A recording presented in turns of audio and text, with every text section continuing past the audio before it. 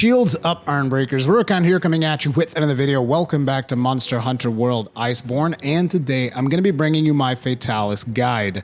Before we begin, I would just like to mention that I am a little bit sick, so if you notice something different about my voice, that's probably what is happening. But anyways, let's get started. Fatalis is one of the hardest challenges available in Monster Hunter World, so do not expect that this is going to be one of those hunts that, I'm just going to see a guide and it's going to be super easy once I know exactly what I have to do. That is not going to be the case. As a matter of fact, in the footage that you are watching for this particular guide, I used up every single cart that I had available to me. I make a lot of mistakes. It is not necessarily a clean kill, but I am going to be talking about all of the relevant mechanics that you need to know.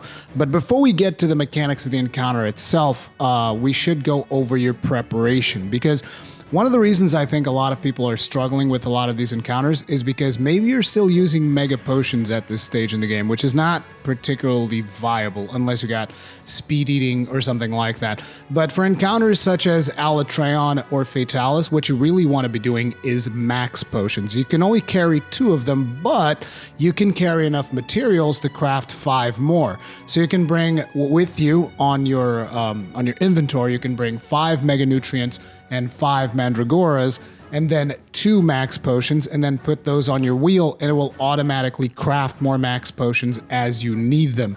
I'm not going to be teaching you how the wheel works, your item wheel, at this stage. I'm not going to be teaching you the ins and outs of crafting mega nutrients, because look, if you're still at that phase, then maybe you shouldn't be fighting Fatalis. Just to be quite frank, okay?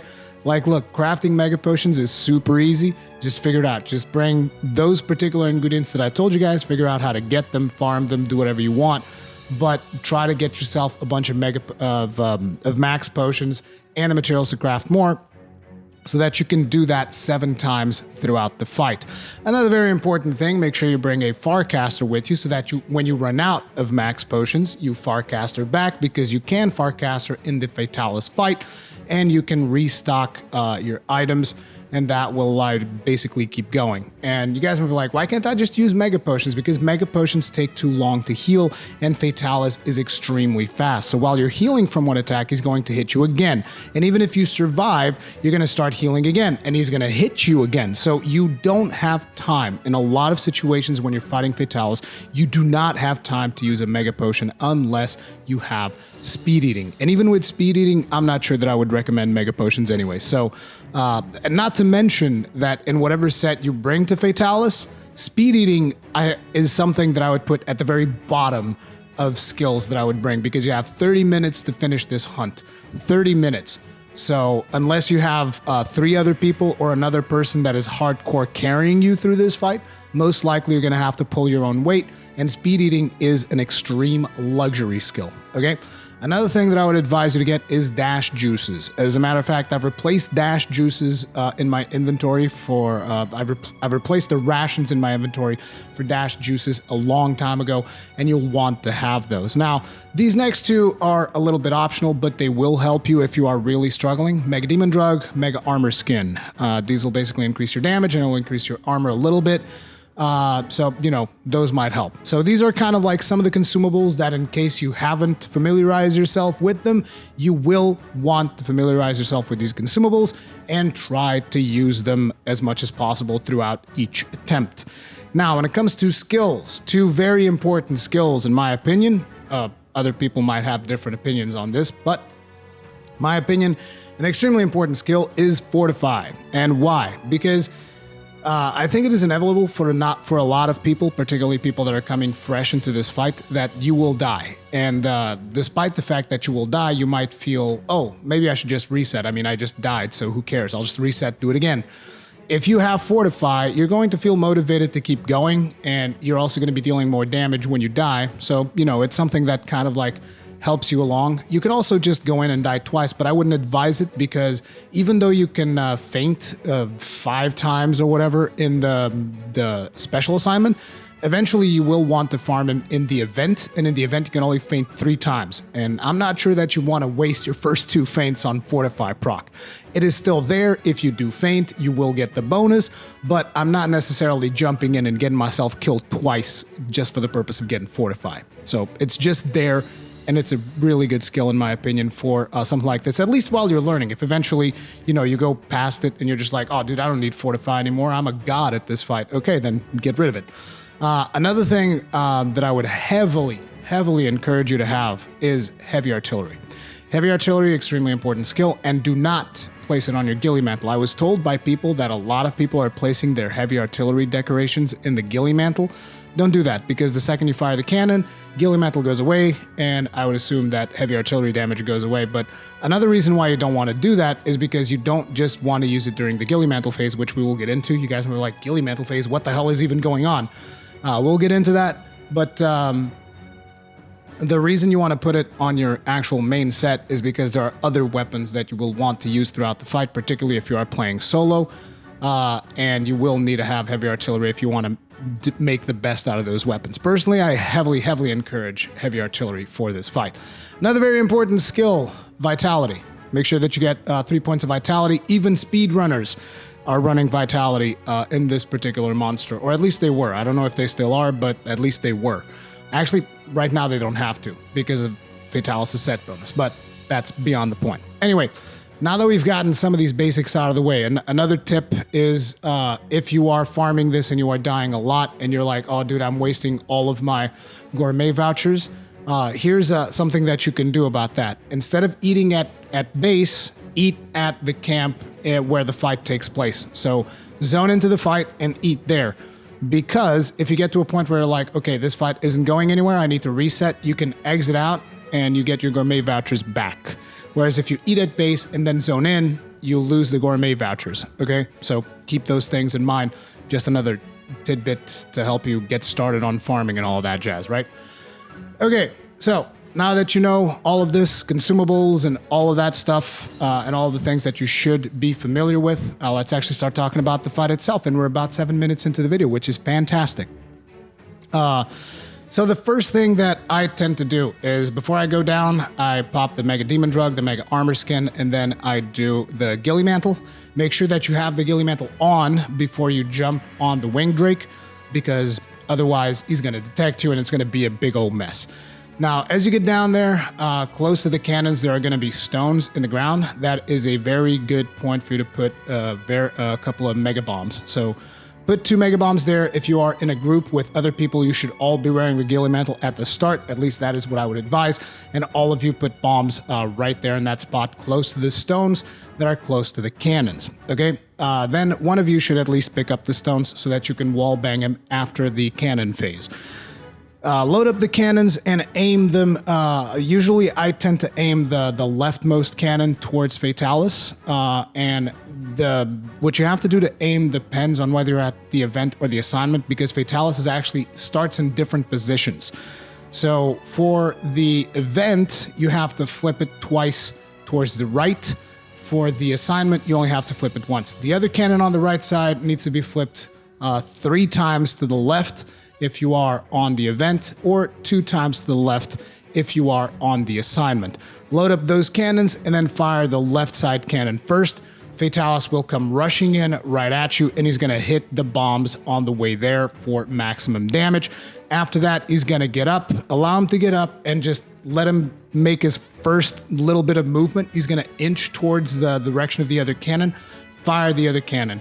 If you did everything right, you should have hit all 10 shots and Fatalis will be falling down to the ground. At this point, jump on him and smack on his head as hard as you possibly can.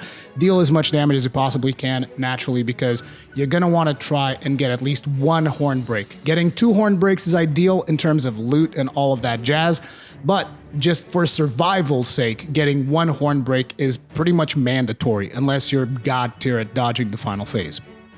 So, after you do this, he is going to get up, but he is not going to be enraged. So what you want to do is, as he is getting up, if you are fast enough, clutch onto his head and immediately wallbang him. You should be able to immediately wallbang him against the cannon wall, and that is going to deal a bunch more damage. After that, you want to go ahead and wound the chest and start working on the chest. This would be my advice. Naturally, you're going to want to hit the head whenever you can, but the head is not something that is particularly easy to hit depending on which weapon you are using.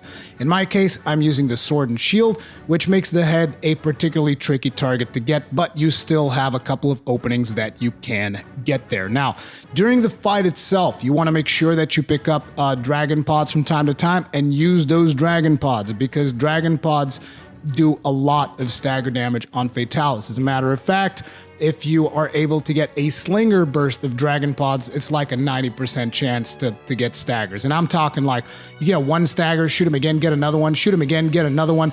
Like, I've gotten so many staggers with slinger burst, it's completely insane. And it feels great too, but yeah, you are able to stagger him. This is particularly useful if you have teammates that are caught out of position during some of his most deadly attacks. You'll want to shoot him during those situations to prevent Fatalis from killing your teammates and saving your carts naturally. Now, you're going to want to pay attention to his tells. He has a lot of tells. I'm not going to be able to tell you every single tell for everything that he does, but I will mention a couple of specific moves. One of those moves is down fire breath. He's going to get up. He's going to, there's a big wind up to this attack, so that's going to be kind of like a tell. I'm going to be showing you guys the footage on screen at this point. And whenever he does this, you want to get the hell out of dodge. And keep in mind, you can't dodge through his legs when he is doing this. You can't glitch in between his leg and his tail, so you have to dodge in a way that you can get out of the way as fast as possible. If you stay stuck on his legs, he's going to fry you up like a nice little piece of barbecue. And that will kill you. So that's going to be a bit of a problem. You want to make sure that you move out of that down fire breath as soon as possible. His cone fire breath is also extremely deadly. Your camera even zooms out as a warning in case you're not close enough to him, you're not looking to what he's doing. If you see the camera zoom out, you should be aware, oh, there's something really bad coming. As a matter of fact, if you have your back towards the monster and you see the camera zoom out, run in the opposite direction of where you think the monster is and try Superman dive spam, which you can. You can Superman dive spam and completely avoid the cone fire breath. Otherwise, again, you're going to become a nice little piece of BBQ, and then Fatalis is going to eat you, meld you onto his armor, do the usual thing that Fatalis tends to do.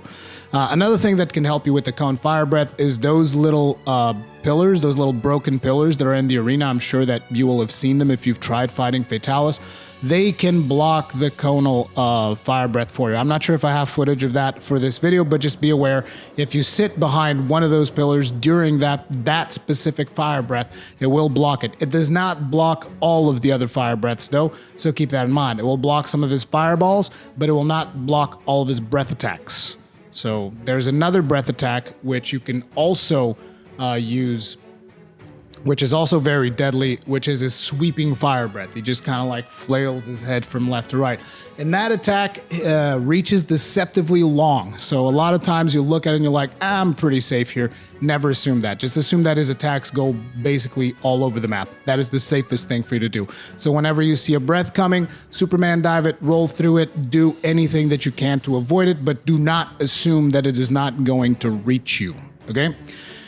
Now, you need to pay attention to as many head openings as possible because, like I said, you're going to want to crack at least one horn to ensure survival during the third phase, or to increase chances of survival during the third phase. So a couple of head openings that I've noticed is that sweeping fire breath that we talk about. Depending on your weapon, you might be able to hit the head a couple of times as he's doing that. It's very much a predictable attack when you get used to seeing him do it. So make sure to capitalize on that and either hit his chest or hit his head, but basically get some damage in while he's doing that. Always be close to Fatalis. Never be too far away from Fatalis because otherwise you're just going to resort to ranged attacks, and those are deadly as hell. The cone fire breath, if you happen to position yourself properly, you'll notice that that is a big opening for head hits, okay? So whenever he does the cone fire breath and you're able to position yourself, get in there, get some damage on that head. However, keep in mind that at the end of the cone fire breath attack, there is going to be an explosion, so you want to dodge as soon as that attack ends. Otherwise, he's going to blow you up. So I know. I'm telling you about this great opening where you can hit the head and immediately after he's going to punish you. So you're going to have to practice now in a little bit. Another attack that is extremely deadly but also gives you a bit of an opening in the head. That one's more for your fast weapons because slower weapons with larger windups will probably not be able to capitalize on this one. It is his belly flop. You'll notice there's a big windup. He like arches back and then slams forward like boom. And that is one of his most annoying attacks as well, because if you happen to be anywhere in the vicinity of his hitbox, it's going to send you flying to a different postal code. Zip code.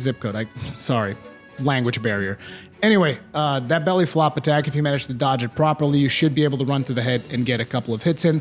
Naturally, there will be other openings where you will be able to hit the head, namely whenever you get it down during one of the different phases, so keep that in mind. There's also Ballista. You can shoot one of the ballistas at this point and you'll be able to get like 20 shots in, but I would not advise you to focus on it if you're solo. If, however, you are in a multiplayer environment and you can tell that the other player has aggro, you might go in there and get a couple of cheeky shots in, particularly if you have heavy artillery like I recommended at the start of this video.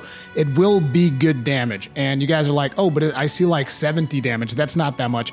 It's not, but it does a lot of stagger damage, which potentially can trigger a down. And if you get a down, you're able to get even more damage in. Not to mention, it's easy to aim that thing at his head, even though his head moves around a lot, so it might not be easy to land those hits, but it's relatively easy to aim for it and try to get a couple of shots on the head, which is very useful. But again, if you are solo, I'm not sure that I would advise this unless he is flying. If he is flying and you see that you can't really do much, then sure, go for the ballista, try to get a couple of shots in because you want as much uptime as possible because, like I said, this is a tight hunt. I've mentioned this in previous videos to give you guys an idea. Kanta's first kill was 27 minutes. That's 27 minutes out of 30. And Kanta is going to be a lot better hunter than a lot of us watching this video right now. So keep that in mind. Now, moving right along, once you deal enough damage, you're going to meet the damage threshold for phase 2, and they're going to tell you something like, oh, he's preparing his big flame attack. Quick, go hide. At this point, you should have seen this in the tutorial version of the quest, which I hope you're not watching this for the tutorial version of the quest, because that would be, yeah, that would kind of suck. The tutorial version is super easy. I don't believe that a lot of you guys were stuck in the tutorial version. Anyway, you should have learned that in the tutorial version when the excitable A-lister kind of like pushes you towards that iron metal plate thing. You have to hide behind that. So go in there, hide behind that plate, and, you know, take the chance to reapply your dash juice if you have to, sharpen your weapons if you have to, do all of those things, okay? Now, after he burns all of that stuff away, he's going to reveal new portions of the arena. He's going to give you access to another ballista. He's going to give you access to one-shot binders. And I'm going to leave you guys to figure out when you want to use your one-shot binders because, you know, this is going to vary depending on your weapon, depending on your personal strategy. Just be aware there's 2 one-shot binders. What those do is they will keep Fatalis in place for a reasonably long time, which gives you a big opening for damage. Now, besides that, there's also a roaming ballista, which you will want to use because it's a lot of damage and you can target it at the head. This is especially important for weapons that don't have easy access to Fatalis's head. So make sure to get on that roaming ballista as soon as you can. If you feel like you're unsafe in the ballista because he is going to be firing fireballs at you, you might want to wait until you get your temporal mantle and, you know, then go in there with the temporal mantle because that's going to give you more coverage. However, if he happens to target you with the cone fire breath while you're at the ballista, then kiss your ass goodbye because you're BBQ. But yeah, make sure that you use that roaming ballista and unload all of the ammo, okay? Don't like use half of it and then leave the other half of it there because you want to make sure that you get all of that damage in so that it triggers the recharge of the roaming ballista so that you can use it later in the fight. Ideally, you'll be able to use it at least twice. I'm not sure if you can reach 3 times, but I've always been able to use it twice throughout the fight. That's why it's important to use it early so that you trigger the cooldown, okay? And again, you should aim for as many head hits as possible to try and get damage in on that horn. If he goes up and he flies again, once again, you have access to the other ballista. You can use those. And there's also a third, technically speaking, a third cannon that gets revealed. You will see me in this particular hunt make use of that cannon, but I'll tell you guys right now, I don't necessarily think that cannon is worth it unless you're in a multiplayer environment. I did it to show you guys that you can do it, if you have the ghillie mantle, if you kept the ghillie mantle, which I don't always keep that ghillie mantle there, but you can do it. Just be aware that every now and then Fatalis will still shoot fireballs at you even though you have the ghillie mantle. And if he hits you with them, you're screwed because it's going to cancel out your ghillie mantle. You're not going to be able to fire the cannon. Bad things will happen. So just be ready in case he does start attacking you to dodge everything, and he won't go too hard. He'll just like do a couple of fireballs, a couple of fire breaths. You might be able to dodge those. But anyway, if you want to, go ahead for that second phase cannon, load it up and get a couple of more pot shots in. That's additional damage. But again, I'm not sure that I would recommend you to do that at this point, because you want to get uptime, and just wasting a lot of time loading that cannon. It's a better thing if you're in a multiplayer environment, but in a solo kill, would not advise it. Now, besides this, like I said, if he goes into a flying phase, the ballista ammo will have respawn, so you can shoot a couple of more shots at ballista at him. You can use your binder. To give you guys an idea, what I personally did with the binder, you'll probably have seen it by now, is I used the roaming ballista. I shot at him, moved the ballista close to the other ballista, bound him, and then went to the roaming ballista to make sure that I got as much damage as possible on the head, safe damage, because again, I don't have easy access to the head with the sword and shield. Now, personally, during the second phase, I always try to get in a little bit of mounting damage, but I don't necessarily try to mount. I'm just trying to build up some mounting damage, and this naturally is going to vary from weapon to weapon, so you'll have to practice it yourself to figure out how many hits it's going to take you to actually mount him. So, you know, practice on that, get a little bit of mounting damage, but avoid mounting and save the mount for the third phase. And eventually, as you deal more damage during the second phase, you are going to trigger the third phase. Now, when you trigger the third phase, he is going to once again do a super flame breath attack, and you are going to have to run to the barricade. The barricade, they showed you this in one of the cutscenes, but you'll probably be seeing it on the video right now. Just run towards that barricade and get there as fast as possible. Avoid fighting too far away from the barricade during the second phase, particularly after you've been doing the second phase for a couple of minutes, because if he triggers that and you're too far away, you're all dead. Regardless if you're in multiplayer or not, you're all gonna die. Once you get to the barricade, you'll want to raise the gate. I'm not saying immediately, but you'll want to do it fast because his fire breath attack has 2 stages. The first stage is a whole lot of chip damage, which is what you'll be feeling as you are running towards the door. But eventually it graduates and it just becomes a one-shot flame wave, which is why it's important for you to close the door as fast as possible, because otherwise you might just get the flame wave and die. And you might be like, oh, but I'm full health, I can spam max potions. You just told me about max potions, how's that a problem? Doesn't matter if your health is full, that second wave of flames is going to just obliterate everything and one-shot you, okay? So even if you have to sometimes leave someone behind, then that's too bad. They should have been faster, they should have been better positioned, but it's better 1 cart than 3 carts, okay? So keep that in mind during this transition to the third phase. Now you'll see that the gate is going to melt while you are waiting for the third phase to end, and then you're going to, not the third phase, the phase transition to end, and then you're going to see that he's going to have this blue aura around him unless you've broken 1 horn. If you have not broken 1 horn during this phase, he's going to deal a lot more damage with his fire attacks. All of his fire attacks are going to be one-shots. Then again, even if you break 1 horn, in a lot of situations, his attacks are still going to be one-shots, but it's not as bad. Basically, you really want to try and break that horn, okay?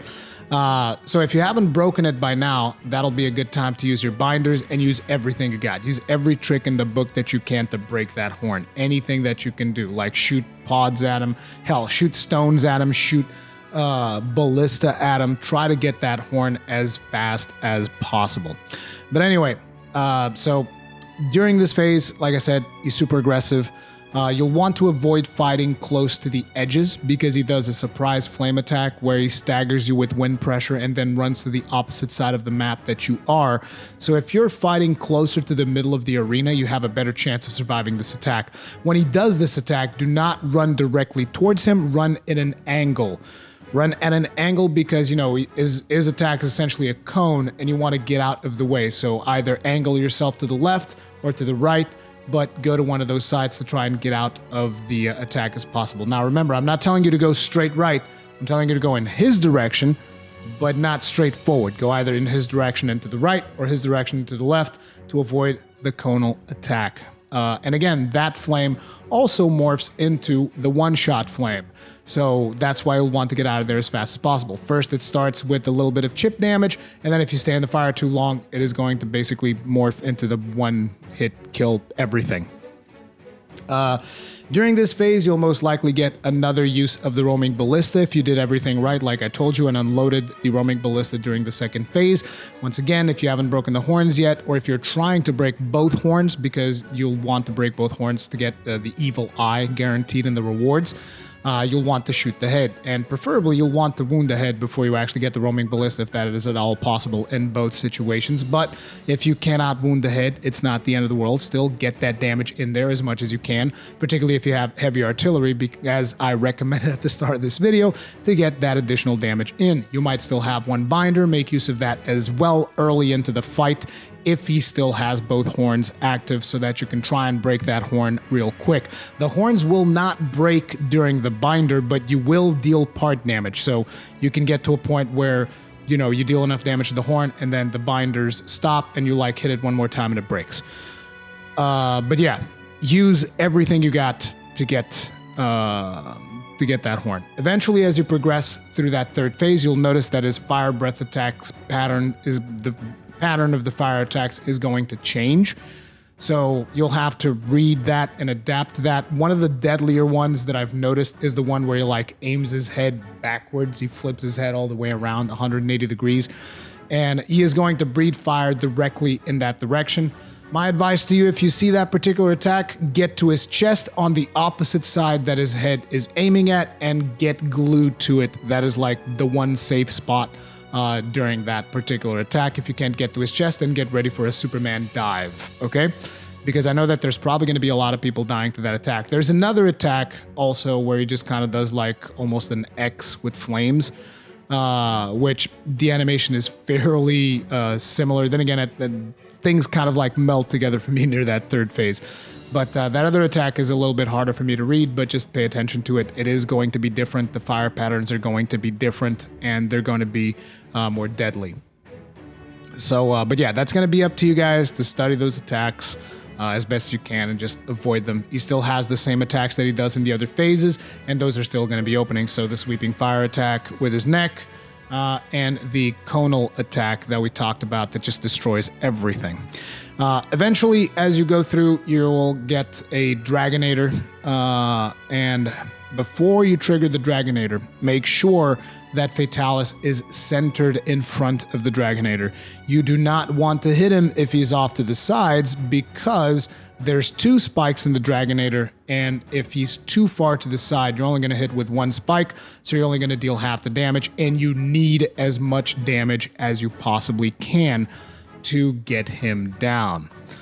Anyway, that's pretty much all of the mechanics that the fight itself has. So hopefully this helps. In the attempt that you guys are seeing here, I purposefully did not use Fatalis gear, because Fatalis gear makes the fight a lot easier, because this set is completely broken, overpowered. I'm not even exaggerating. It's simply the best set in the whole game.